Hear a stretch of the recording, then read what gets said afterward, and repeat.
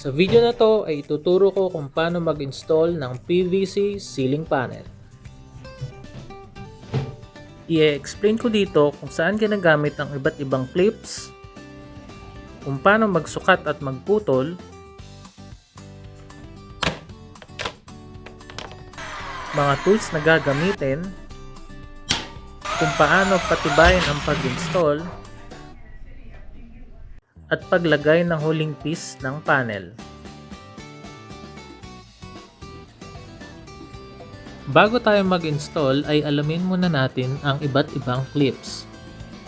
Ang J-clip ay ginagamit kapag ang panel ay didiretso lang papunta sa wall o sa 90 degree na kanto ng kisame at pader. Samantalang ang top clip ay may 45 degree profile. Sa madaling salita, pareho ang function ng J-clip at top clip. Mamimili ka na lang kung anong itsura ang mas gusto mo. Pero kapag may iba't ibang level o may mga kahon at cove design na ang kisame, doon napapasok ang mga corner clips kagaya ng internal corner clip. Ang clip na ito ay ginagamit sa mga inside corner o mga sulok na paloob.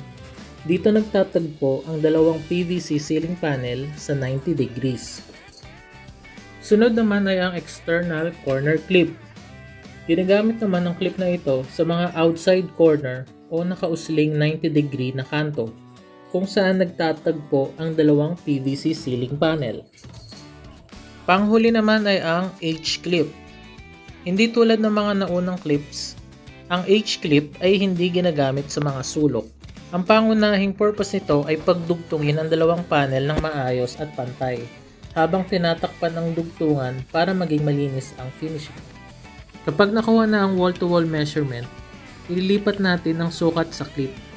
Pagkatapos, gagamit tayo ng combination square para markahan ang 45 degree miter line sa dulo ng clip.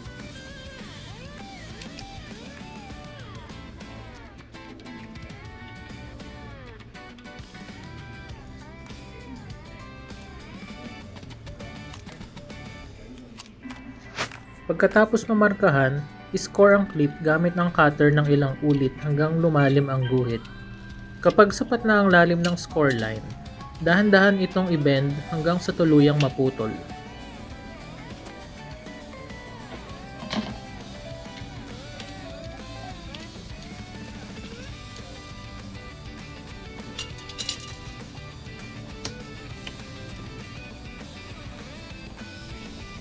Kung nasa gitna ng clip ang puputulin, huwag piliting baliin agad.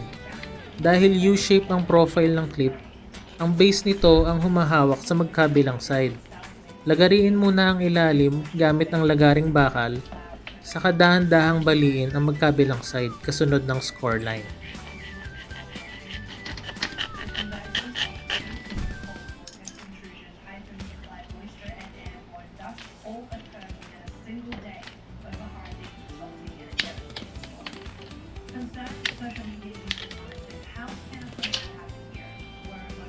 Ngayon naman ay ididrill natin ang clip kasama ang metal furring gamit ang 4mm metal drill bit.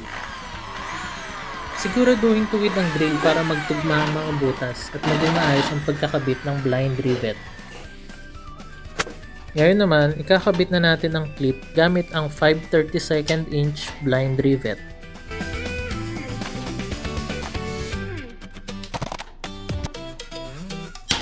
Mapapansin ninyo sa video na ito na tinamaan ng drill bit ang clip. Nangyari ito dahil napasobra ang pagpasok ng drill matapos mabutas ang metal furring.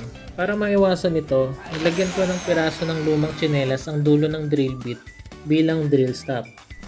Kapag nakakabit na ang lahat ng clip sa buong perimeter ng kisame, maaari na nating simulan ang pagsukat ng PVC ceiling panel. Tandaan na iba ang reference sa pagsukat ng panel. Ang tamang sukat ay mula sa loob ng unang clip hanggang sa loob ng kabilang clip dahil dito mismo pumapasok ang panel. Kapag nakuha na ang tamang sukat ng panel, ilipat ang sukat sa panel at markahan ang cutting line. Kung wala kayong combination square, maaari rin kayong gumamit ng ruler, aluminum level, o anumang matibay at tuwid na bagay bilang guide sa pag-score gamit ang cutter. Kapag sapat na ang lalim ng score line, hawakan ng magkabilang dulo ng panel at dahan-dahan itong ibaluktot hanggang malinis itong mabali kasunod ng score line. Ngayon naman ay kakabit na natin ang unang PVC ceiling panel. Ipasok muna ang isang dulo sa panel sa unang clip. Pagkatapos, bahagyang i-bend ang panel upang maipasok ang kabilang dulo sa kabilang clip. Kapag nasa loob na ang magkabilang dulo, itulak ng maigi ang panel papunta sa pader hanggang sa tuluyan itong umupo sa loob ng mga clips. Para mas matibay ang pagkakakabit ng panel, gagamit tayo ng WPC or PVC metal mounting clip. Ito ang magsisilbing karagdagang support sa panel at makakatulong para mas matibay ang kapit nito sa metal furring. Optional lang ang paggamit nito, pero highly recommended ko ito lalo na kung gusto ninyo na mas matibay at mas secure na installation.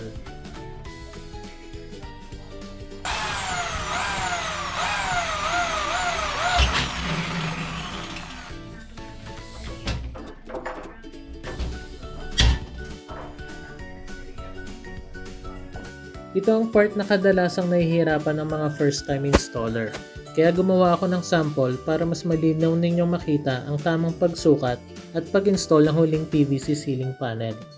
Dahil huling panel na ang ikakabit, iba na ang paraan ng pagsusukat kumpara sa mga naunang panel. Unahin natin kunin ang total length. Sukatin mula sa inside edge ng unang clip hanggang sa outside edge ng huling clip. Ito ang tamang haba ng huling panel para magkaroon ng sapat na allowance sa pag-install. Pagkatapos, kunin naman natin ang total width. Sukatin mula sa inside edge ng clip hanggang sa edge ng katabing panel.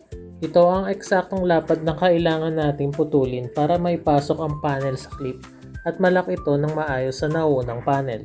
Dahil limitado na ang espasyo, kakailanganin natin bahagyang iangat ang labi ng clip gamit ang flat screwdriver.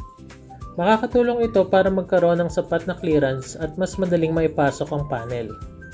Kapag nasa loob na ng clip ang panel, ibalik ito sa tamang posisyon at itulak hanggang sa tuluyan itong mag-lock sa katabing panel.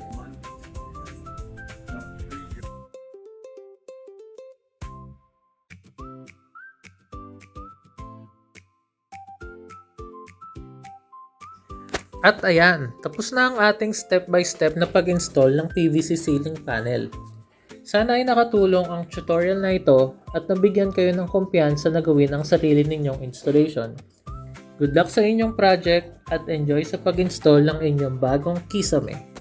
Maraming salamat sa panonood, ingat palagi at magkita-kita tayo sa susunod na video. God bless!